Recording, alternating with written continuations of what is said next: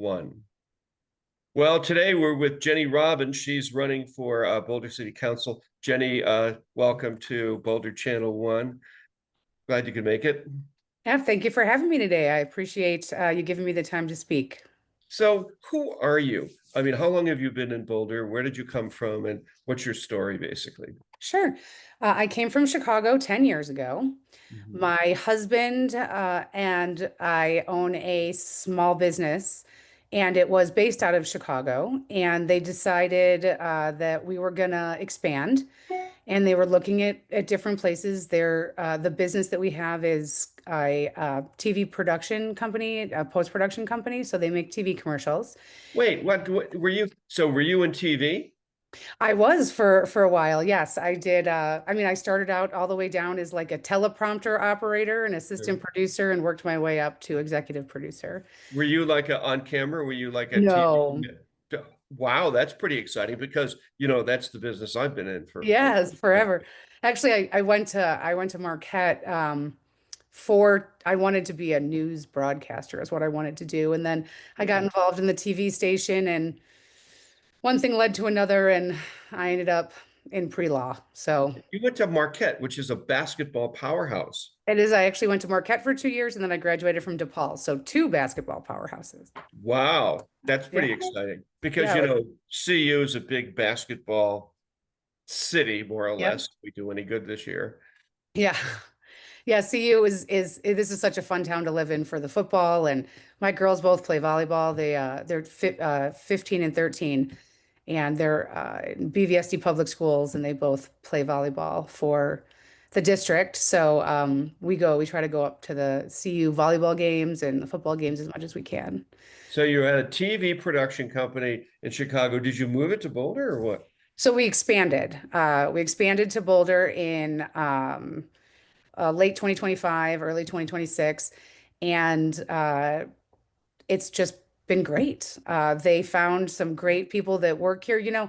Their main clientele is advertising agencies, and people in Boulder like to keep things local. And a lot of the agencies were going out to LA and Toronto, and they were really looking to keep the work here. So we opened here in early 26 and have been just doing great ever Really? since. So that's my But you've family's been here company. for 10 years Been here for 10 years. Yep. and the business was in Chicago and then came here. Yes, the business is now about 30 years old altogether. Wow. Yeah. That's what I'm just like instantly I'm excited. I could talk about Yeah. that all day long. So, and then also you are on a couple things. You're on the City of Boulder. What is it? The Parks and I chair the Parks and Recreation Advisory Board, and I chair the Boulder Chamber Community Affairs, or I co-chair with Nikhil, the Boulder Chamber Community Affairs Council, and I sit on the Play Boulder Board Foundation, and then I I don't know participate. what that is. What is Play Boulder? Play Boulder is the foundation arm of the Parks and Rec Department. Oh, So Play Boulder is a organization that helps the Parks Department manage forestry and our shade canopy, as well as providing opportunities for our underserved and marginalized communities to have access to our rec centers at little to no cost. let me ask you, is that a real gig or is that like a figurehead type of gig? For me, Yeah. Hmm. oh, it's an active board. So we fundraise, we, attend our board meetings, we go out to the local community events that are happening. We do a lot of different work to make sure the organization is running properly. The board member position is to, make sure that our executive director, who's amazing, has everything she needs and our budget is being managed wisely. So we are very active. It's definitely, I've been on some boards that are just kind of like you said, figurehead boards and some that are active. And this is definitely a working board. Well, okay. So, couple things. So, why are you running? Well, let's just get right to it. Why are you running for city council, and what do you want to do? Well, there's a couple of things that, I ran in 23 with Tara and Tina and Terry and Bob and didn't win. I say I came in Did any of them win? Tara Weiner won, Okay. Yeah. Tina Marquez won, Okay. and I did not. So the order of, the way that the ballot shook out at the end was the winners were Ryan Schuhard, Taisha Adams, Tara, Tina, And then Terry came in next, and then I came in after that. So um, I wasn't too far off from a win in 23.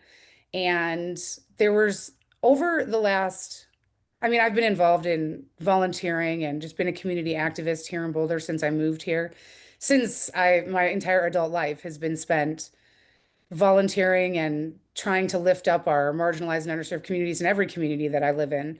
And so moving here, I kind of started into that process and found that there are such amazing people that live here. They're so smart, they're so passionate, people like you who just want to make this community a better place to live. And So what are some of the things that you see that need to be done that not being done right now?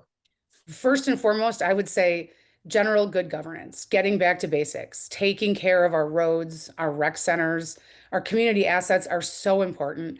On the Parks Board, we have open comment every month, and every time I open up that open comment, we never have anybody that comes in and says, "I would like less services." It is really people who are looking for more. I And have something for the Parks Board. yes, tell What, me. okay, we need more. I'm almost 80 years old. We Mhm. need more benches Oh, as you go along the park trails and you go with your walking sticks. We need more benches for people to sit down on. And I've written to the city for decades, and they always write me back, well, we'll look into that in our master plan, in 2037. I'm like, no, some this week.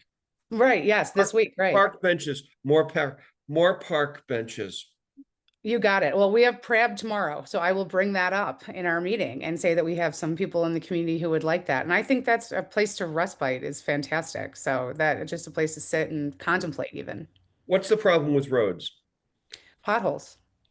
It is right now we're lucky that CDOT has taken the opportunity to do Canyon and Arapahoe. I think those two roads really needed the work. But in general, our side streets and our main thoroughfares that are owned by the city have not been properly maintained. And so we've got to make sure that we are, I mean, at the end of the day, public safety, meaning taking care of the citizens to make sure that again, their roads are properly maintained, our facilities are properly maintained, our police force is properly maintained, our wildfire mitigation is properly maintained. That Okay, public safety let's go to aspect, some of these. Let's yeah. go to um, big noise being made about homeless, drug addicts, people camping all along bike paths, etc. A lot of them are addicts. They're the number one crime calls in the city. And of course, my background has been working in addictions for decades. It's one of them, one of my Mhm. many. And the idea of why the city is not treating the drug addicts and alcoholics. And I'll go to a step further. The tribe home just closed, Yeah. and then the teen center just closed. Closed, And right. yet the city has their position is housing first, and then we'll treat people who are addicts. But I know a lot of people that go to housing first and they're drug addicts and they invite all their friends over and they use drugs in housing first. It's like, to me, it's a failed policy. Mhm. Your comments. Well, I will tell you that an interesting statistic that I heard the other day is that 60% of the people that are currently in our jail are there under with mental health issues. So Mhm. 60% of our jail should actually be at our state hospital. And our state hospital is broken and can't take any more people. And not only is our state hospital broken, it has been paying because it's not operating to the level that it should. The state has been paying to the federal government $12 million every year in fees because that state hospital is broken. Did you know that I have friends who are counselors at Mhm. the jail, and they all tell me that all of the people that they treat there are addicts, and once they get out, mental health is a second.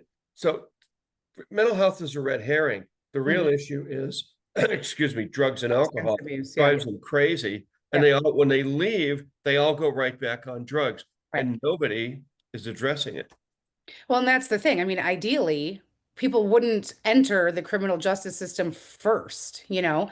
If there was a way that we could get people treatment before they end up in the criminal justice system, that would be a win overall. And I think part of that has to happen from the county. So I was saying earlier that public safety is the first function of local government. So that is what Boulder should really be focused on first. The county is really our health partner, and they should be focused on making sure that the communities that they are responsible for have these opportunities for substance abuse, permanently supportive housing, um, and mental health. So on the ballot this coming November will be a mental health tax that the county is putting out.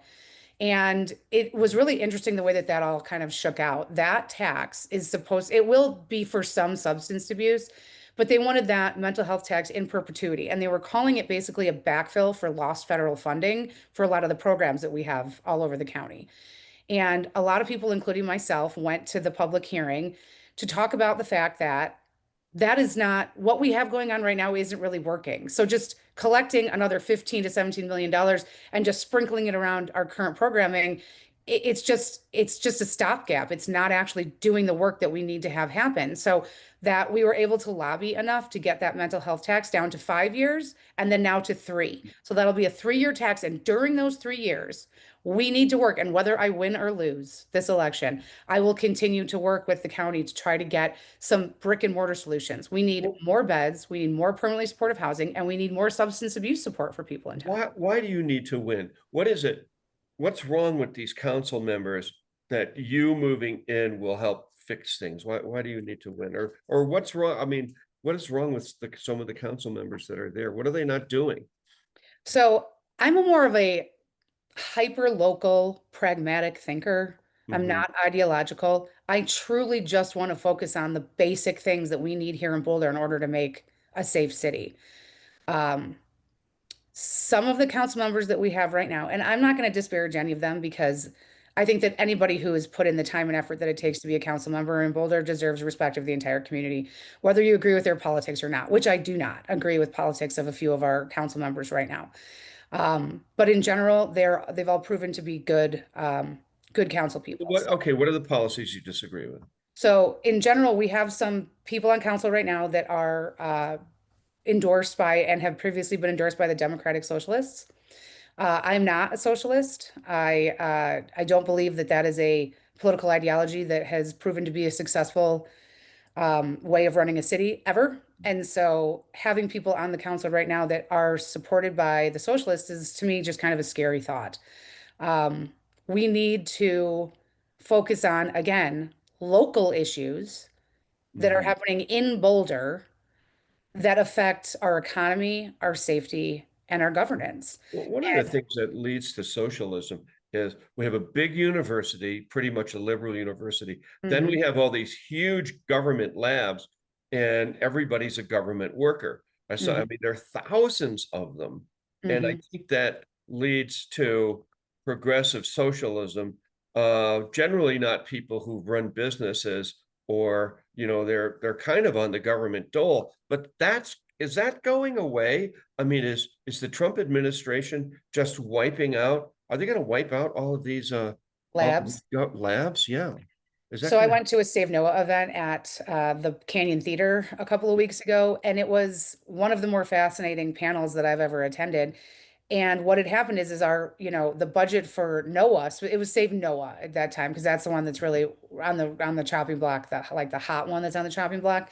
And the budget proposal that came in from the president's office was $0 for Noah, which was shocking to me. And so it was interesting. I actually called up a couple of my people who I know who are still Republicans and said, "Aren't you?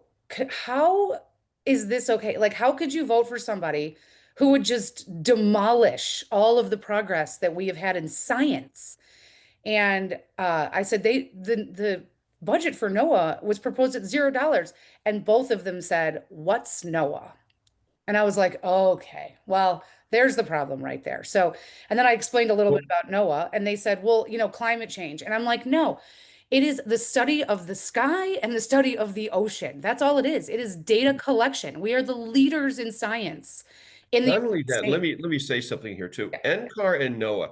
Yeah. NCAR was put up to track um, the atmosphere and the stratosphere originally for the launch of nuclear missiles. Mhm. NOAA was put together to map the oceans for our nuclear submarines and attack submarines. So Mhm. there's military involved in both of those. And Agreed. most of the scientists that work at those places, I mean, they always say, well, it's about weather and all of that. But I think that those facilities are so top secret that half the people that work there don't really know what they do. And I've been a Mhm. journalist my whole life. I mean, I was able to dig into it. I'm like, but it's enormous because there are what, 20,000 jobs in both of those Mhm. places? Yeah. And then what's the Bureau of Standards called now? On NIST. yeah, I mean, how many people work there? Yeah. No, it's a huge part of our economy here. Are they going to cut that? Are they cutting funding to So those? I talked to Joe Neguse about this, to Congressman Neguse about this the other day, and he did a we were at a kind of a fundraiser for Congressman Neguse, and he spoke and mentioned that he is working really hard to prevent that from happening. I mean, in my opinion, what I'm hoping is that that $0 budget proposal was just the beginning of some sort of negotiation tactic. I mean, it would be a absolute tragedy, not even for Boulder, but for the United States if we were to actually lose those labs. Well, it would destroy Boulder's economy. It would, yeah. The last It would, person that yeah. last person that tried to shut that down was George W. Bush, and Bill Clinton went and got with him and said, "You can't do it." And Yeah. then Bush turned it around. But it's like, Yeah. um, And you just can't privatize science. how So much money? Okay, economically, how much money are all of those labs? How much money do they bring in here? do they generate? That's a great question. I would have to look a little bit more into it because we have our economy is based on the fact that the labs are there and the fact that we have people that work there that come to Boulder to spend money. So it's a Right. little bit of a fluctuating figure. But I can get back to you on that to give you kind of a Well, more precise number. the important thing is are they going to kill it, and what will the city do if they kill those labs? I mean, then where are we? We're Yeah, pre-1950s. right. And I think that we have enough people in powerful positions right now that are fighting really hard to make sure that that does not happen. And I would be, if elected, and again, even if not elected, I will continue to be. I wore my NOAA t-shirt to all my campaign events yesterday because But I'm so passionate about those labs. what? Okay, so a couple of other things. What else here? So the police. Yes. The police has been so understaffed. Yeah. I've been pounding on the city to hire more police. I think they said now they're not down 38 um, officers. They're down 19, but still, we had the firebomber come to Boulder, firebomb the march. And I'm like, where were the police? Why weren't they walking with these demonstrators? They always do. I Yeah. mean, what the heck is going on there? And what can we do to fix it? Yeah, and we have an issue right now because they went into arbitration for a salary increase and the arbitrator came back with 6% and the city wouldn't give it. And so they ended up at 4.75% for a pay increase. And Mhm. that was about 2 weeks ago. And over the last week, they've lost 4 officers already They because of that. quit. They quit. You Yeah. know, some cities, progressive cities like Boulder, are paying starting police officers at 125 to 150, and their ranks are filled. We cannot, I mean, look at the problems I mean, we had the shooter come to King Soopers a couple of years ago. We've had this guy firebomb people on the mall. We Mhm. have unfortunately drug addicts and alcoholics parking all along the paths, attacking people and committing crime, and we're down officers. Yeah. How could Four this from last week because we didn't agree with the arbitration that we set up. So it's really unfortunate. And I will also tell you, I did a ride along in 2023 with an officer, and it was one of the most fascinating yeah. things I've ever done, things I've ever participated in. And on that ride along, we stopped at Central Park because we'd gotten a call, and we walked down past the band shell and then, down under the creek path and then by Mhm. Penfield Tate. And on the way, We were stopped by two women runners who said, I think there's somebody down there like smoking crack. I don't know, but there's somebody doing like open drugs. And then Mhm. another one stopped and said kind of the same thing. And so we walked down there, and on the way we stopped. There was two individuals sitting there with needles in their hands like this, just waving them around. Yeah, There was a bike chop shop over on this side that was just clearly full of. There was a person in there, and there was just full of bike parts in the trees. And then we got down, and so we stopped at the needle guy, and the officer said, "Are you okay?" And they said a bunch of words that didn't make much sense. We stood there for a minute, walked on, walked past the chop shop. In fact, the police officer almost tripped over an actual bike tire that was just sitting in the creek on the path. And then we got down to the bridge that's right at Penfield Tate. And under the bridge were, again, more bike parts and a whole bunch of people, like maybe 5 or 6 people. And so they were holding what looked to be, and I don't know like what all the paraphernalia looks like exactly, but some sort of pipes that didn't, that looked like they were doing bad things. And so yeah. they called for backup because there was enough people down there. And while we were waiting for backup, two of the officers walked over to the actual creek, and they found a Hispanic gentleman sitting there, and he was drinking a Modelo. And they said, "You have to pour that out." And the guy was like, "I'm just sitting here drinking a beer." And they said, "Nope, open container laws. You have to pour that out." So at the end of the day, we walked past the needles, we walked past the chop shops, we walked past the crack pipes.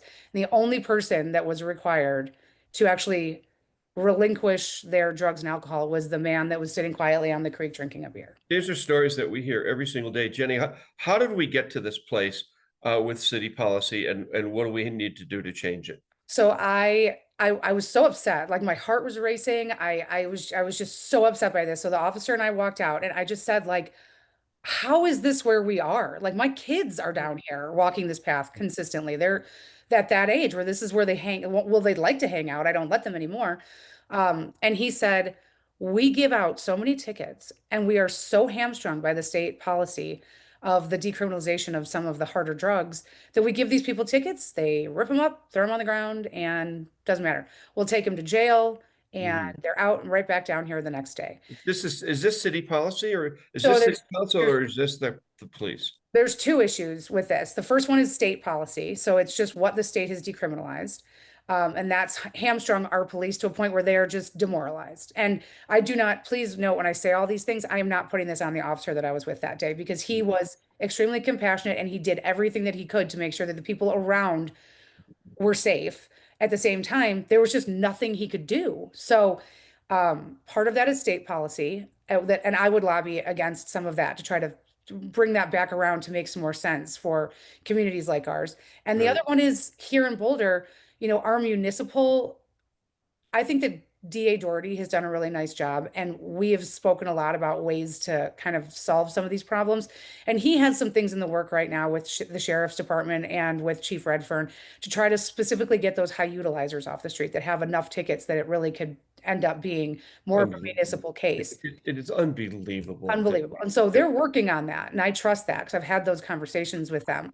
But aside from that, I think some of our diversion programs that we have for actual criminal activity that happens in Boulder that comes through our courts, our city courts, we need to revise some of that. And we need to look at ways that we can, besides just, we need to hold people more accountable for their actions versus just giving them diversionary I measures. interviewed the city judge 25 years ago, and he just said, "I have no idea what to do." Yeah.